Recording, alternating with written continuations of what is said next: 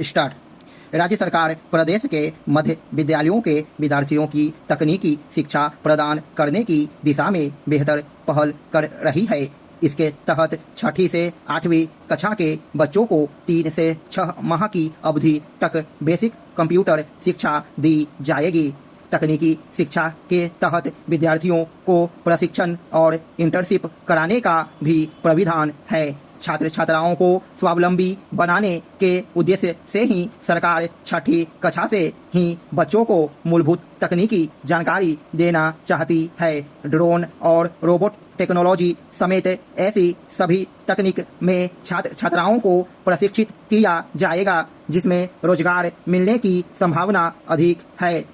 9वीं से 12वीं कक्षा में भी तकनीकी शिक्षा को लागू किया जाना है ताकि आगे चलकर विद्यार्थी अपनी रुचि के मुताबिक किसी भी क्षेत्र का चुनाव कर सके। प्रशिक्षण से जुड़े जो भी कोर्स डिजाइन किए गए हैं उनमें आईटी सेक्टर को ध्यान में रखा गया है।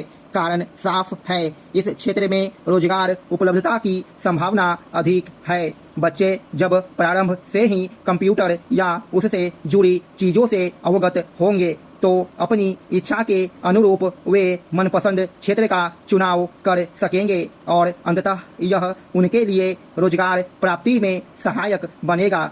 सरकार की मंशा है कि शिक्षा पूरी होने के बाद युवाओं को नौकरी की तलाश में भटकना नहीं पड़े।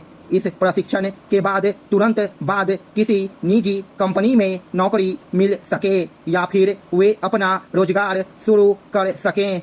इसी कड़ी में प्रदेश के माध्यमिक एवं उच्च माध्यमिक विद्यालयों में सरकार द्वारा स्किल डेवलपमेंट प्रोग्राम चलाए जा रहे हैं। पहले से भी ऐसे माध्यमिक विद्यालयों में व्यवसायी शिक्षा पाठ्यक्रम के तहत कई कोर्स संचालित है जो पाठ्यक्रम पूरा करने छात्र छात्राओं को रोजगार प्राप्त करने में मददगार साबित हो रहे हैं। लद्दाख की यात्रा पर गए राहुल गांधी ने कथित तौर पर वहां के स्थानीय लोगों के हवाले से यह जो दावा किया कि चीन ने उनकी चरागाह वाली जमीन हथिया ली है, उससे यही पता चलता है कि उन्हें न तो प्रधानमंत्री की बातों पर यकीन है, न रक्षा मंत्री की और न ही विदेश मंत्री की। यह भी स्पष्ट है कि उन्हें शीर्ष सैन्य अधिकारियों पर भी भरोसा नहीं। ध्यान रहे वह सर्जिकल और एयर स्ट्राइक पर भी बेजा सवाल खड़े कर चुके हैं। राहुल गांधी इस तरह के दावे पहले भी कर चुके हैं कि चीन ने हमारी जमीन हड़प ली है। ऐसे दावे करके वह प्रधानमंत्री को केवल कमजोर दिखाने की ही कोशिश नहीं करते बल्कि सेना का मनोबल गिराने का भी काम करते हैं। इससे भी खराब बात यह है कि वह चीन के एजेंडे को बल देते नजर आते हैं। उनका यह रवैया नया नहीं। यह भूला नहीं जा सकता कि डोकलाम विवाद के समय वह भारतीय विदेश मंत्रालय को सूचित किए बिना किस तरह चीनी राजदूत से मुलाकात करने चले गए थे। जब इस मुलाकात की बात सार्वजनिक हो गई तो उन्होंने यह विचित्र दावा किया कि वह वस्तु स्थिति जानने के लिए चीनी राजदूत से मिले थे। क्या इससे अधिक गैर जिम्मेदाराना हरकत और कोई हो सकती है? राहुल गांधी इस तरह का आचरण इसीलिए करते हैं क्योंकि उन्हें शासन संचालन के तौर तरीकों का कोई अनुभव नहीं।